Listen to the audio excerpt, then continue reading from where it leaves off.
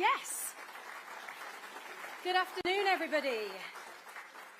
My name is Anita Rani, and it's my absolute pleasure to welcome you all to the Leeds Royal Armouries. Right, first of all, some general housekeeping. There is no fire drill or fire alarm today, so if the alarm does go off, then it won't be a drill. We will have to follow the museum staff who will lead you out in the right direction. So that's the housekeeping out of the way. Secondly, how to... basically can't deny that I'm in my 40s anymore, so the specs are coming on. Here we go. So, the Great North launched a year ago in this very room in May 2025 and made a commitment to delivering an investment summit for the North. This is the first ever forum dedicated to promoting the North of England collectively. I think that deserves a big round of applause, don't you? And a woo.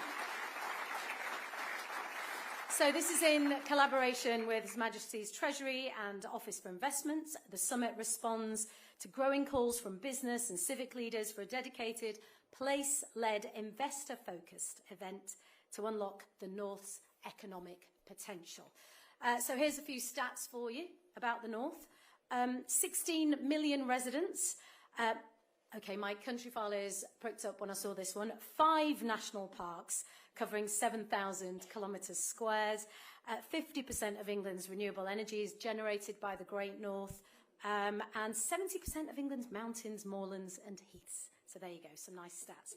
Now, for those of you who don't know my connection to the North, I am Bradford, born and bred. I'm very proud. Come on. How do you know if someone's from Yorkshire? They'll tell you within the first 5 minutes. So my grandfather moved to the UK in the 1950s. My dad was 4. Those of you who watched me and my dad on Race Across the World will have seen my Yorkshireman father thrive in an environment where we had to stick to budget with the catchphrase that very quickly became, "How much?" So my granddad moved to Bradford, worked in the mills. This is a really common story for the South Asian community in the 80s, because a lot of us worked in markets and the rag trade, and my parents set up a manufacturing business. And then his granddaughter, just 2 generations later, finds herself at the heart of British broadcasting. Or, as John Craven said to me, "Anita, we're doing missionary work for the North." I like it. And it does, I must say, give me great pleasure to present Woman's Hour with a Yorkshire accent. 3 years ago, I was given a huge opportunity and a great honour to give back to the city that I'm very proud of being from by becoming the Chancellor of the University of Bradford. But I actually went to Leeds University, which is fine because we're all one North. And I have to say I had the best time in this city, and thank God we didn't have phones with cameras in the 90s. We'll leave it at that. So it is my absolute pleasure to be here, so thank you for the opportunity. You're going to be hearing from some really important speakers. We've got a great few hours lined up ahead, and I just want to say that, you know, this is an opportunity for us all to have great discussions, talk to one another.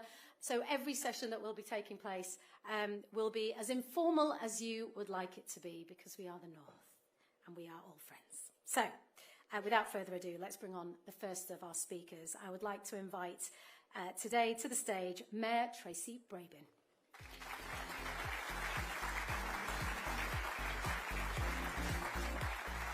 Hey folks, how fantastic to see you, and thank you, Anita, the Queen of Bradford, and welcome to my house. It's great to see so many of you here, and I also want to thank the Queen of the North, Kim McGinness, for leading the charge for the Great North on your stewardship, and of course for NatWest for the sponsorship for this event. So, fellow mayors, leaders, businesses, investors, partners from across the North and beyond, you are so welcome. I'm so delighted to host the landmark moment, the historic moment here in the heart of West Yorkshire, opening the doors for what I believe will become one of the most important conversations for Britain's economic future. Now, for too long, the North has been spoken about as a problem to be solved.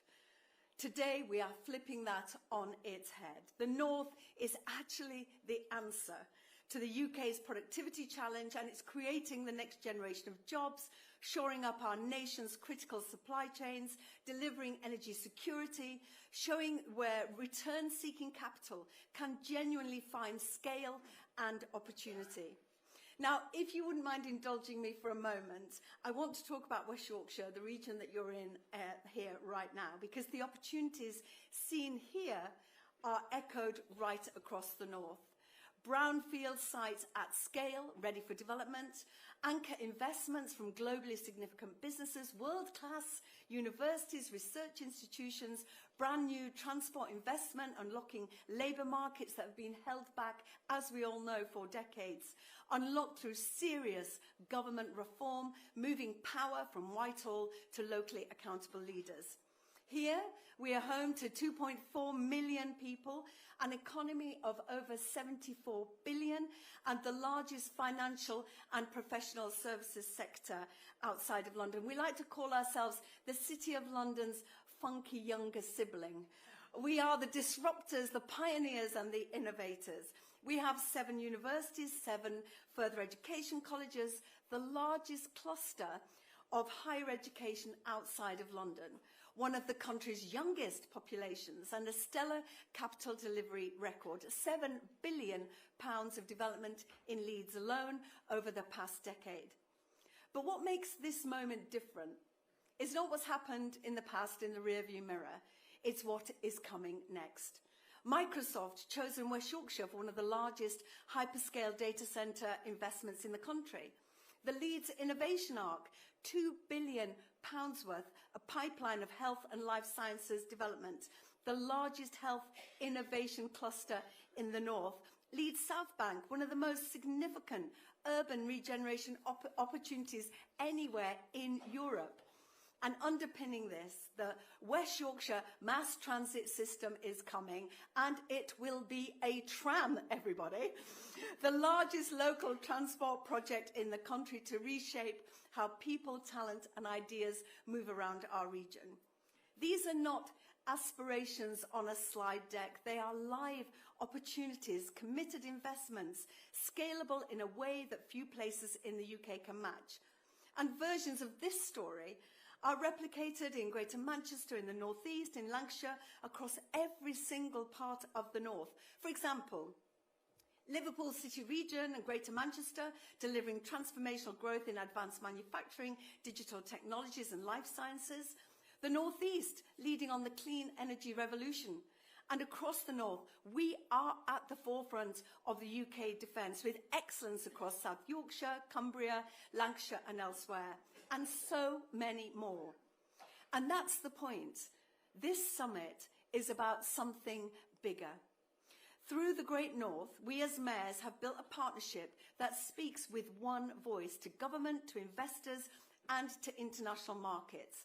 After today, when investors look at the North, they won't see fragmentation. They'll see a coherent, connected economy of 16 million people, 8 mayoral combined authorities, world-class universities, leading positions on AI and clean energy, advanced manufacturing, life sciences, the creative industries through the Great North Creative, backed by government with all the institutional capacity to deliver at scale.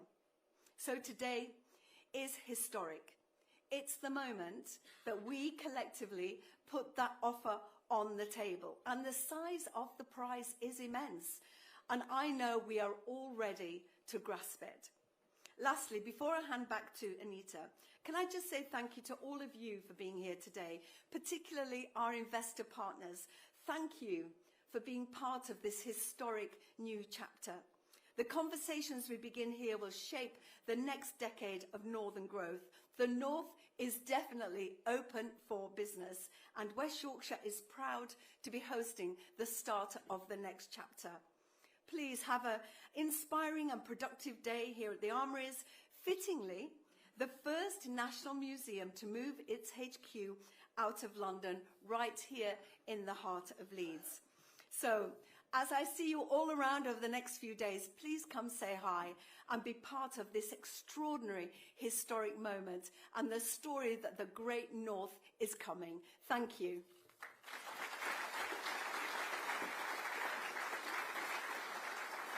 Thank you, Mayor Brabin. Thanks, Tracy. I'd now like to welcome Paul Thwaite, CEO of NatWest and our headline sponsor for today's event.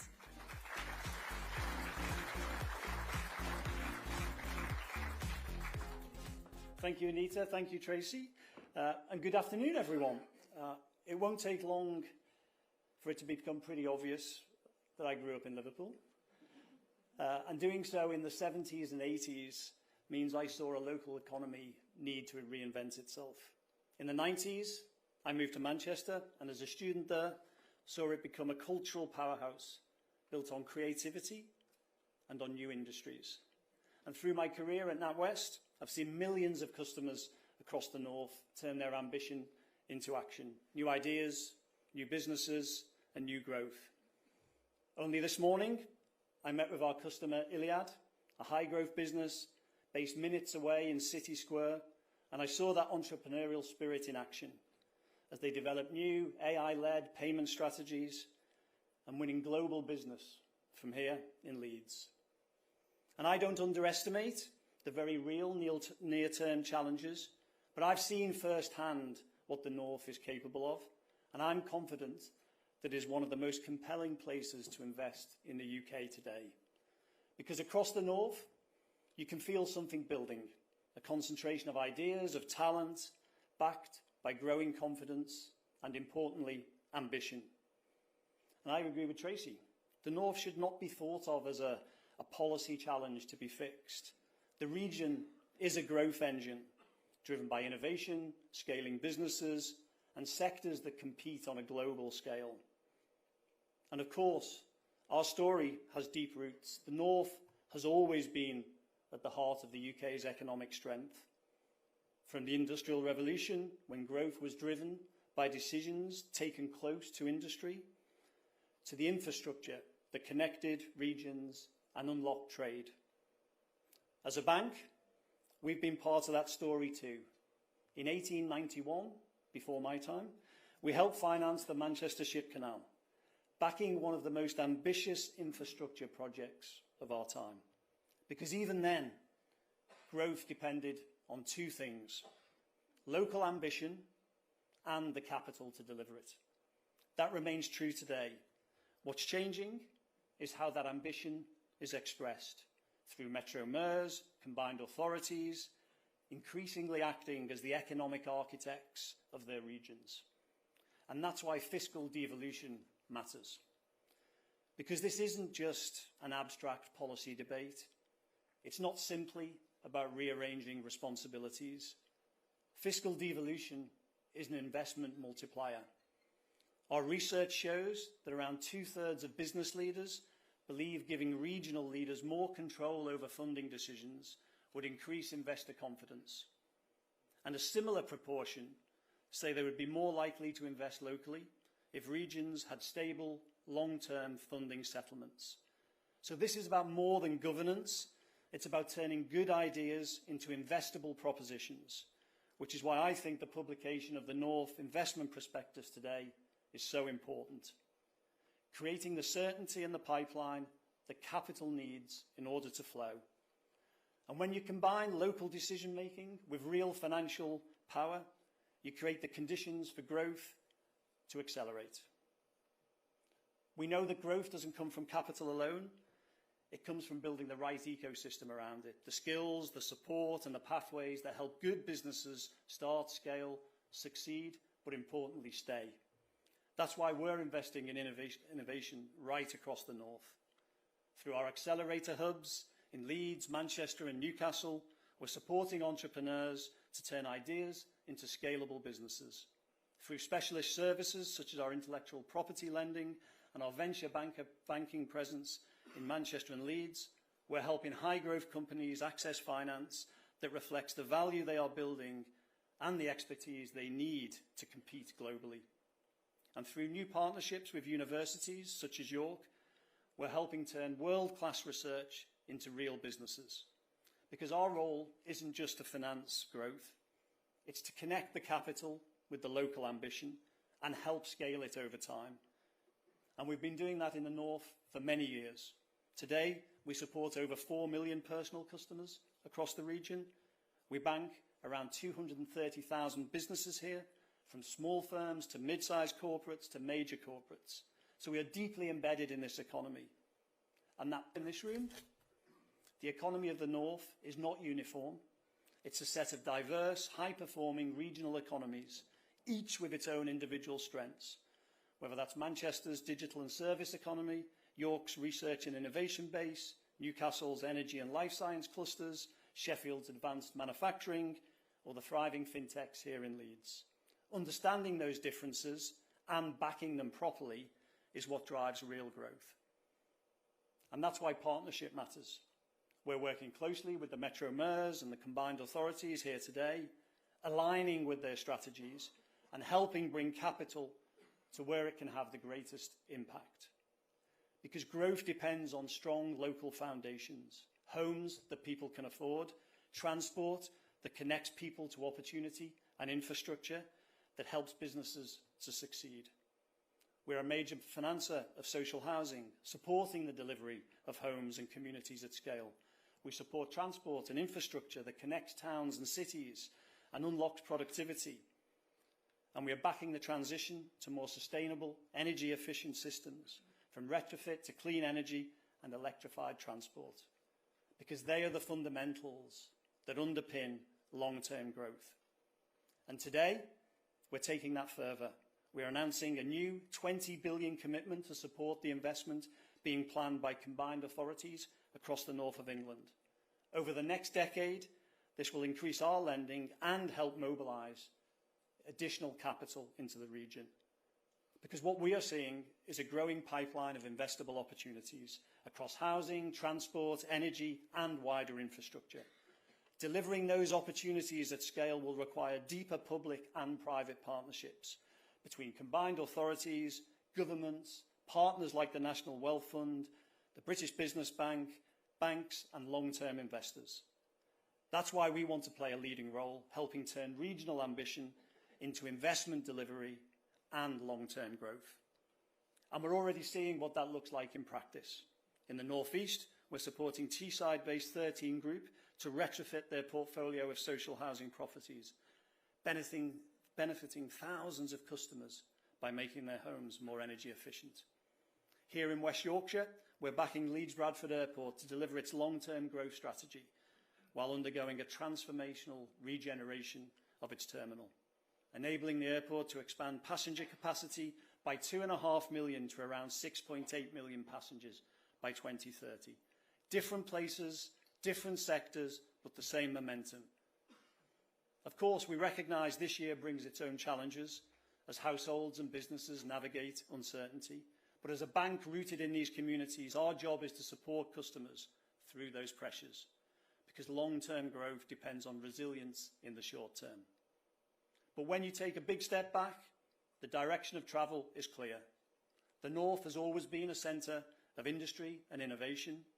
Today, it is becoming a centre of modern, scalable growth. And with fiscal devolution on the horizon as a multiplier for investment, with strong regional strategies in place, and with capital flowing more effectively, the momentum is only getting stronger. The North isn't a future opportunity, it's a growth story happening right now. And our job, as a bank, as partners, as investors, is to back it. With conviction and with partnership, I've seen and I know what the North is capable of, and I believe in its future. Thank you.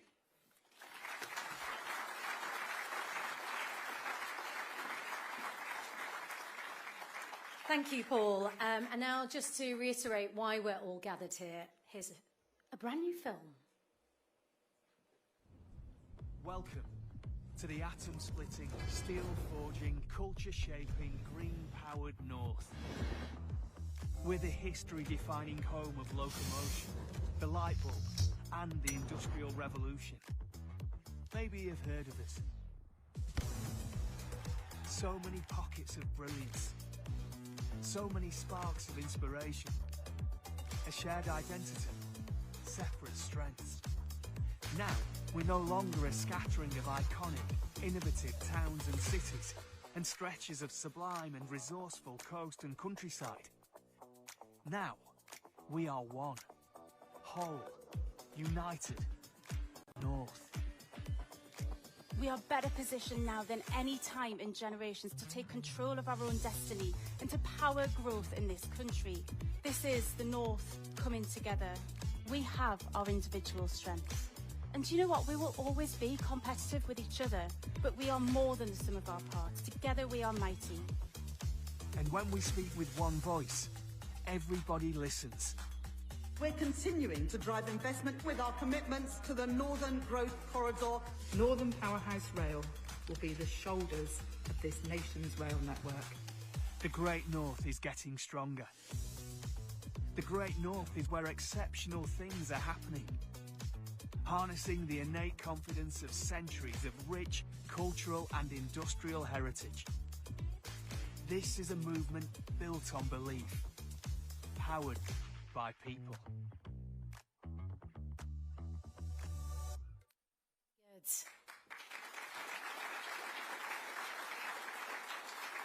Genuine question, though. Does this mean that we have to put to bed the great kind of, right side of the Pennines, wrong side of the Pennines that's been going on since the War of the Roses? I'm not sure I can give that up quite yet. Anyway, on to our next guest. I'm delighted to introduce to the stage North East Mayor Kim McGinness, Chair of the Great North, or as Tracy described her, Queen of the North.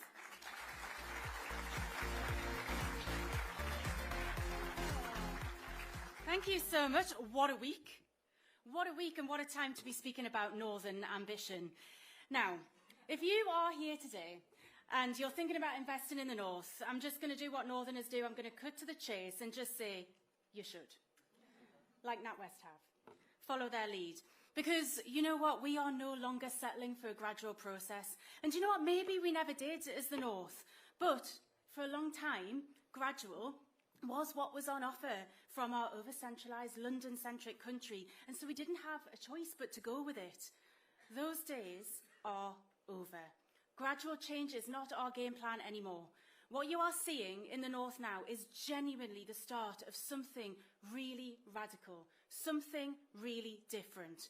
We're changing the way that this country's run in the interests of the people that live here, in the interests of the people who invest here. Now, don't get me wrong. We have not torn down the barricades and the revolution is not finished. But everything is in motion, and it's Northerners who will provide this country with the drumbeat of economic growth. Already, over the last 2 years, we've seen more than £60 billion committed to the North in government funding and private sector investment, and you can add NatWest money to this from today. That's forging a new path for trains, turbines and trade. But it's not just that thriving economic opportunity that unites the North. What you get from us is pride, visible, unmistakable. People choose this Northern life. They want to be part of our Northern story. Now look, the North is not without our challenges. We know exactly where that investment needs to urgently go, but our ambition is vastly superior to our challenges. It drives results, and never have those results mattered more than they do now. This week of all weeks, I don't need to tell you that our politics, not just in Britain but across the West, is in a prolonged crisis of trust, because the fact is that people simply do not feel heard. Mayors, like those that founded the Great North, are a solution to that challenge, part of the solution anyway. For you, knowing who to pick up the phone to if you want to talk to the North East or you want to talk to West Yorkshire or Greater Manchester. But also, let's face it, being able to vote in or out one person who actually has a real ability to bring investment and create jobs locally, based on local need. It's a radical shift in the way that people access power in this country. Growth, jobs, delivery, that's why we're here. That is our Northern story. The prospectus that we're launching today genuinely presents a new age of ideas and opportunity. At the heart of our plans are the strengths that at first appear to define the North. AI growth infrastructure, energy superclusters, but actually, when you look at these assets as a whole, you realise that we're not just a Northern powerhouse, we are Great Britain's powerhouse.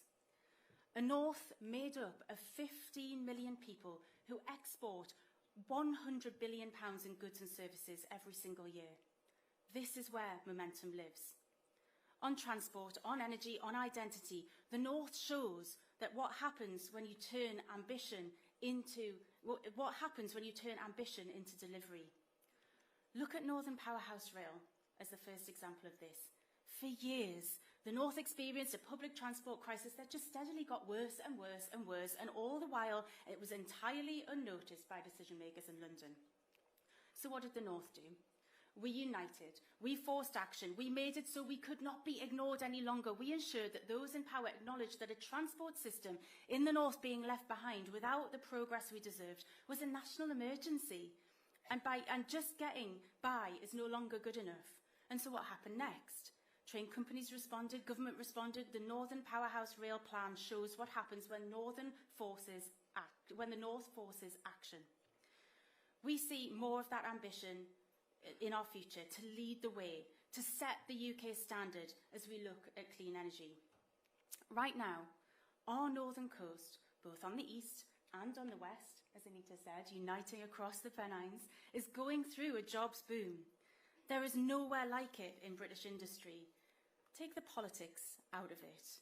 Put aside the chat about net zero if you want to, or the obvious fact that in a time of global uncertainty, renewables are the path to security, or what it does or doesn't do to bring down energy bills. Forget all those arguments, and what you are left with is thousands of jobs and an investment opportunity like nothing else. Renewable energy is a new era for the North, an era that will be as totemic to our identity as shipbuilding and mining was.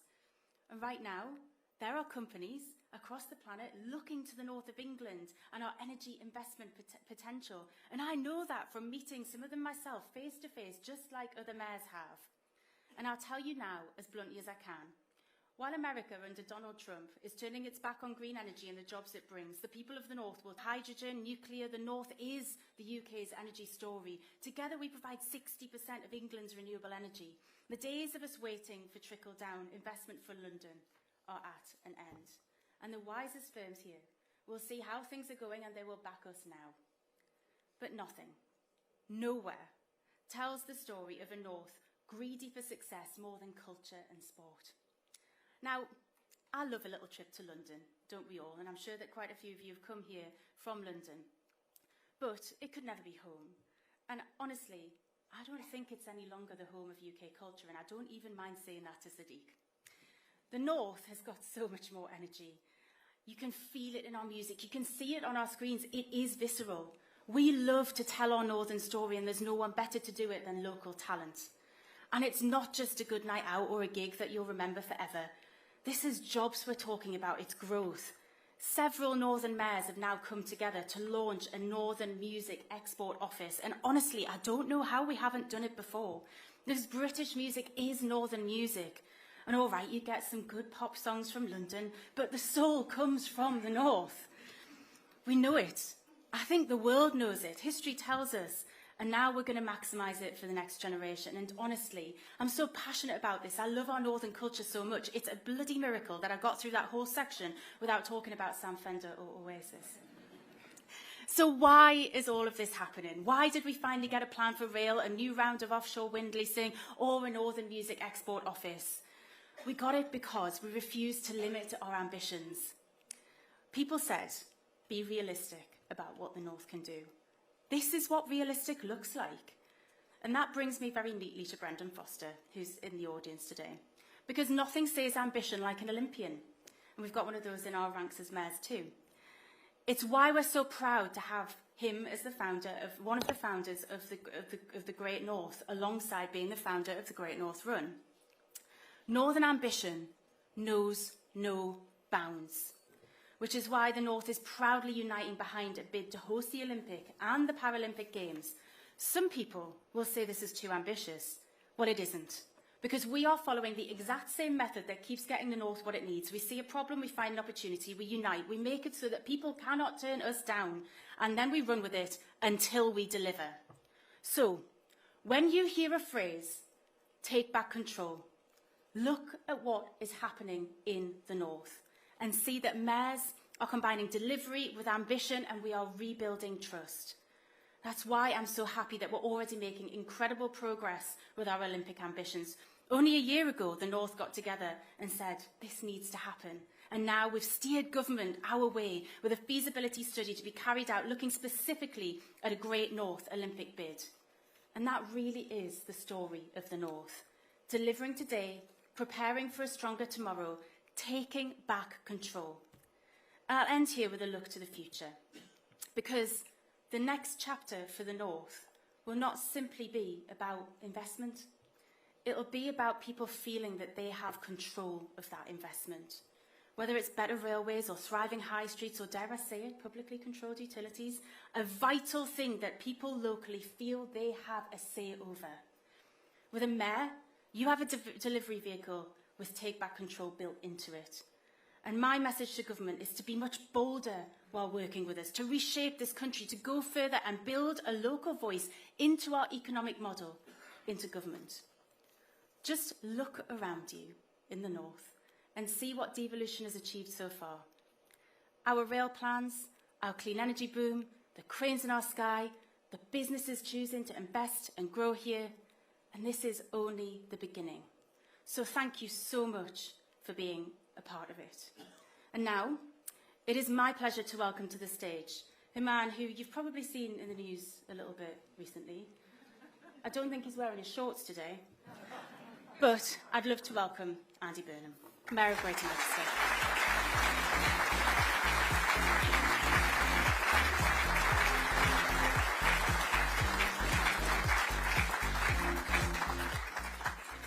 Good afternoon, everybody. Good to be in Leeds. Nice to see you all. And thank you, Kim.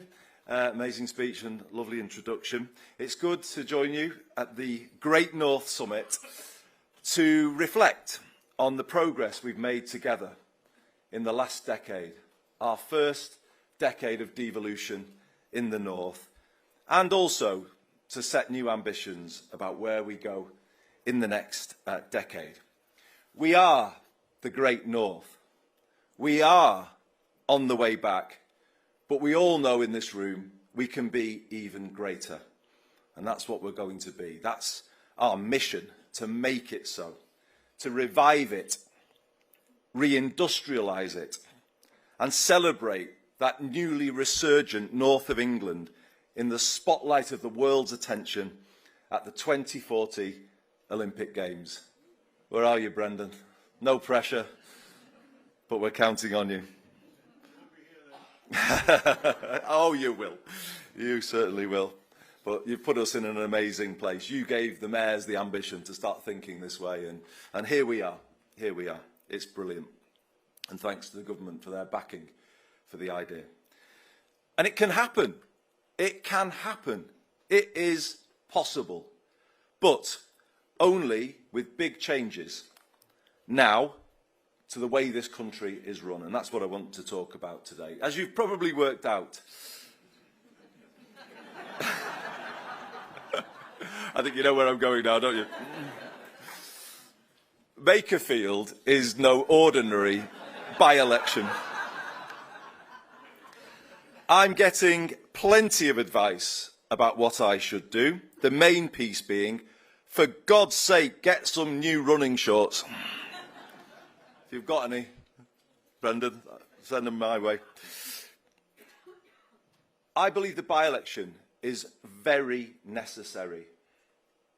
In my view, the time has come for a much bigger debate about how politics needs to change if it is to work properly for the north of England. Because it doesn't. It doesn't. And this is what we've got to focus on. People are losing faith in politics. More than anything, that's what people's votes were saying on Thursday, the 7th of May.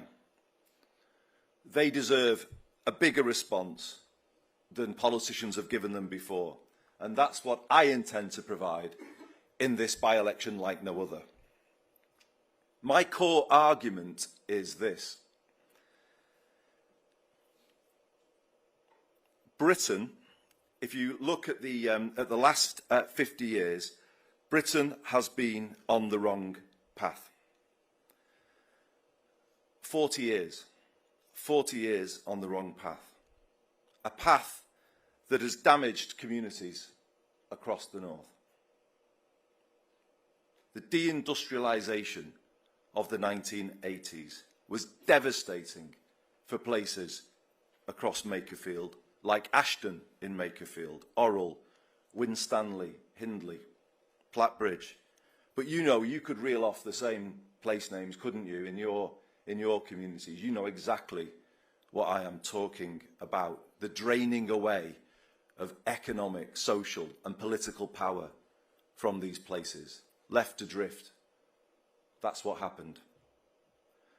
But that deindustrialisation was then compounded by deregulation, privatisation in the 90s, and austerity in the 2010s.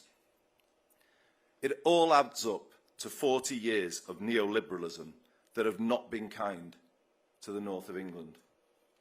40 years of trickle-down economics that did not, in the end, trickle down very much at all to Plattbridge or Hindley. In fact, that system has siphoned wealth out of those places and into the hands of people for whom life was already very good. It created an economy that didn't work for most working people. It led to the loss of good jobs, the decline of our high streets and the neglect of our towns. It led to people paying over the odds for the daily basics: energy, housing, water, transport. And in the 2000s, and particularly in the 2010s, our councils across the north of England were stripped of the resource and power to do anything about it. They just don't have the agency that they should have to protect people from these changes.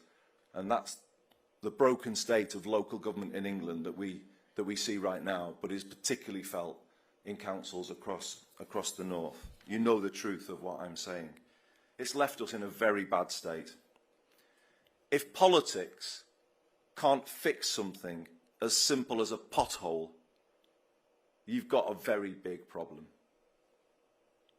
Why should people have faith in the ability of politics to do anything if it can't do something as simple as that? And how unfair is it on those councillors who work hard in their communities and then just get swept away because of the failure of national government to protect local government and give them the ability to make basic improvements in their communities? It's not right. It's just not right. It needs saying that it's not right, and I'm here to do that. We just need a completely different relationship between national and local government. What we've got at the moment across large parts of the north of England, as good as the last decade has been in terms of the start we've made with devolution, underneath the combined authorities, sadly, we have hollowed out councils, and we have an unaccountable state where too much is delivered by arm's length or outsourced agencies that local councillors can't control. So many crucial services, like housing and energy, delivered by fragmented agencies outside of local democratic control. Let me give you a couple of examples. In recent times, we have experienced severe repeat flooding in Plattbridge, Bickershaw and Ashton. Caroline Simpson, Group Chief Executive of the Greater Manchester Combined Authority, answered a call from myself as Mayor and Josh Simons as local MP to get the agencies around the table. And we had to move heaven and earth to get that single conversation going. And a plan to deal with it, which we're still waiting for. It shouldn't be like that. We had to confront them with difficult questions like this. Why don't the rivers and brooks around this part of the Wigan Borough have gauges so that people get a warning of a flood like they do in other parts of the country? Some of our more deprived communities should be at the top of the list for funding to make them more resilient. And the truth is they're at the bottom, with no accountability about how that money is allocated, no real accountability. And the voice of those places is just simply not heard in the same way as others by those unaccountable agencies. They were not told, quote, "We'll give you whatever money is needed and it will be spent, as Mr Cameron once told the home counties when they flooded in the 2014 floods. Another recent example has been the huge illegal waste dump in Bickershaw, which the authorities initially refused to shift, even though they had done so in the same circumstances in Oxfordshire. These are the things that need to change. If politics can't fix these things and can't deliver fairness across the country, equal treatment, it's no wonder that people lose faith. It's no wonder that things start to fragment. And this will threaten devolution in the north of England if we have a toxic politics underneath the combined authorities, in the local authorities. Local authorities are not able to do the basic things. We've had to support Trafford Council this year because of a poor national settlement. And it's just not how it should be. Local government should be given the funds it needs to discharge its statutory responsibilities, but it often isn't given that funding to do that. And this could threaten devolution in the north of England, because the foundations upon which it is built are the local authorities that are the members of those combined authorities. And we really need to use this moment to tell some home truths to people in Whitehall, because it really can't go on like this. I want to say sorry to the residents of the Makerfield constituency for the circus that is about to arrive in town and some of the inconvenience they will experience as a result. But on the other hand, I want to say this to them as well. I hope you feel it's a good thing as well that the places that make up this constituency, long forgotten by national politics, finally are at the centre of the national debate. And for the places of this constituency, again, you could read many other similar places in yours. Let's get them at the top of the agenda for the first time in a very long time. And that's what this by-election will hopefully succeed in doing. My plan for Makerfield will be ambitious, and it will show how we lift up its people and places over the next decade. It will involve action to make the basics of life more affordable, like rents, bills and fares. All rail stations and services in Makerfield coming into the B network and leading to a big reduction for people in the cost of public transport and the cost of travel. It will involve the reindustrialisation of our part of the world, for instance, through the work I'm doing as Mayor to bring modern manufacturing to the PPG site in Hindley Green. Changes to education to make technical education the equal of the university route and give young people new paths into good jobs. How wrong it is that for the best part of 30 years now, the debate in education has all been about the university route, and the whole system has been built to support the university route. What about those millions of kids across the north of England who want technical qualifications, who want paths into good jobs and support to get to those jobs? What about them? Who has been speaking for them and their life chances in recent decades? They've been written off. They've not featured in the national political debate. That is one of the things that this by-election is going to change, because I've been speaking about them. I will continue to speak about them and their aspirations and their life chances. And that is a big way in which politics needs to change. Not just sending messages into the middle ground of voters, but speaking for all people, and particularly kids, who most need politicians to focus on their life chances, which is what we've been doing in Greater Manchester. Thank you. I will make the building of more council homes part of my Makerfield plan, building on my work as Greater Manchester Mayor. And I want to come back to where I started with, how do we make this work? And then how does this become a template and a settlement that works for all of the combined authorities in the north represented in this room, doing great work. And as far as I'm concerned, on the same path as Greater Manchester. We're all working more and more together. And summits like this bring out that collaboration. And I think we can all go so much further in the next decade if we're set up to do so. We've proved the concept, haven't we? We've proved it works. We have proved that we are doing more for our communities than Whitehall ever did for us. They never even had an ambition for the different parts of the north. It took devolution to give us the ability to set an ambition and then to go towards it. But think about what we could do more with a more determined approach in the next decade. The things I've just outlined will only succeed with serious rewiring of this country to transfer power and resources back to local areas. And that's what I want to do if I am returned to Parliament. It depends upon maximum devolution of power and resources from national government to local government. And I want anyone, obviously, from the national system to really understand that. We can't have this halfway house anymore, where something gets devolved, but none of the people get devolved, and they sit there marking the homework of the combined authorities and finding new ways of putting pressure on us to do something that they want. It's time to trust the regions of this country, free them up, let them get on with the job.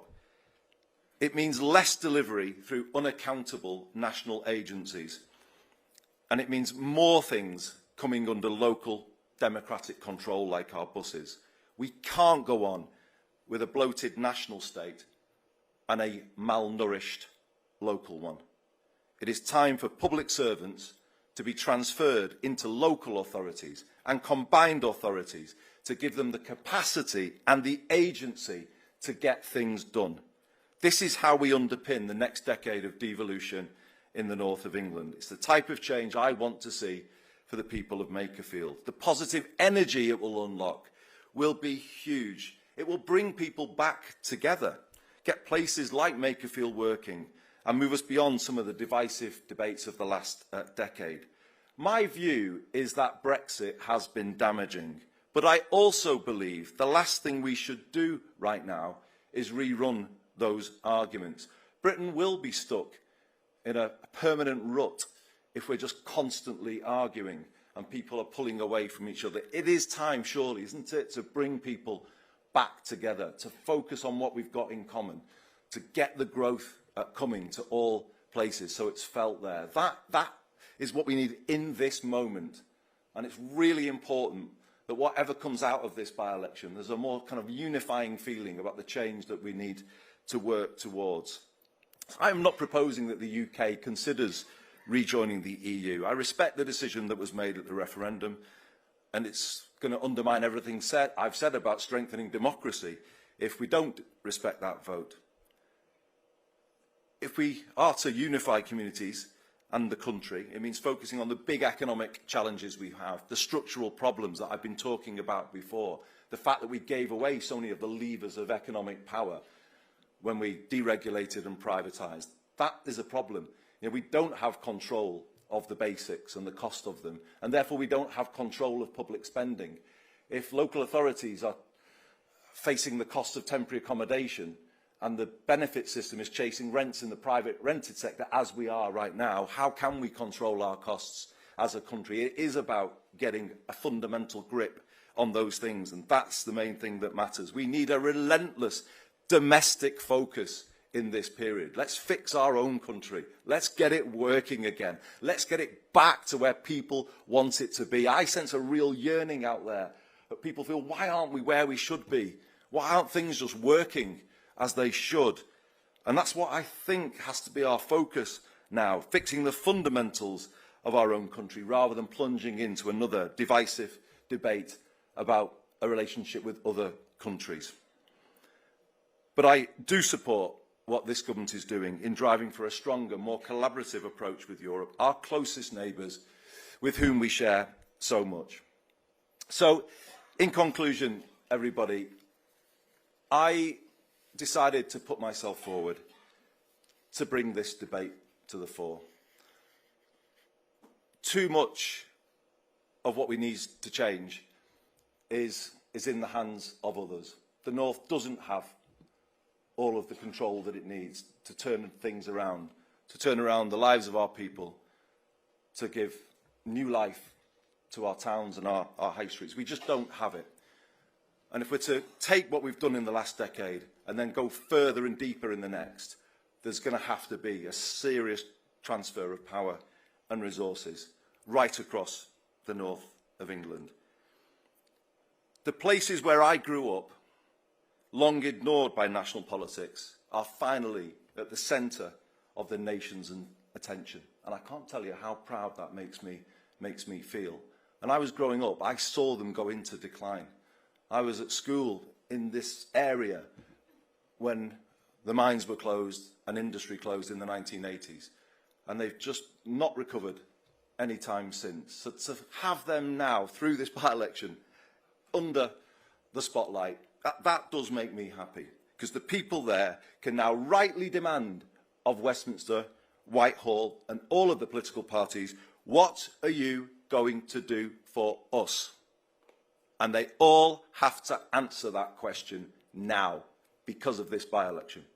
And then the public will be able to choose between the answers that they are given. And that's how it should be. We're putting power back in their hands. And people need to justify what they believe to the people of these communities. All of the parties standing in this by-election need to set out clearly how they would change things to change life in Plattbridge, Abram, Bickershaw, Hindley, particularly those parties to my right who were all cheerleaders for the Thatcherite policies which laid us low in the first place. Will they now disown them, apologise for them? We'll be waiting to hear. I am clear about what I am offering. If I get to stand, a vote for me will be a vote to change Labour, because Labour needs to change if we're to regain people's trust. It'll be a vote to make life more affordable again, a vote to power up places, a vote to re-industrialise. This is the choice in this by-election. Do you want Makerfield and the North to stay on the same path it's been for the last 40 years? Or do you want a new path which brings the country back together and makes it work for everyone? I know why I'm standing. I know what I'm offering. I know what my party has offered in the past has simply not been good enough. The loss of faith of voters across the North, so many of whom once saw us as their natural party, is our fault and nobody else's. I want to help fix that, and I hope people will give me the chance to make that case. Thank you very much indeed for listening, everyone.